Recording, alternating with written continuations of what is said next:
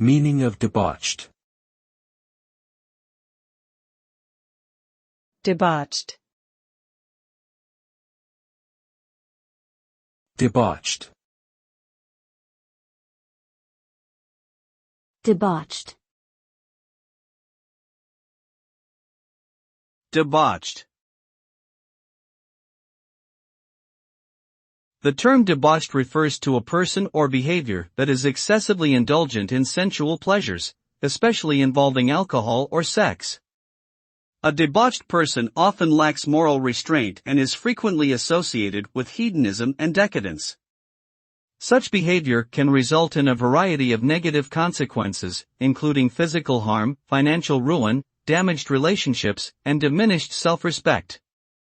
The pursuit of excessive pleasure and the disregard for ethical values can lead to a life of emptiness and dissatisfaction, as well as a negative impact on one's personal and professional success. Therefore, it is important to exercise moderation and balance in one's pursuit of pleasure.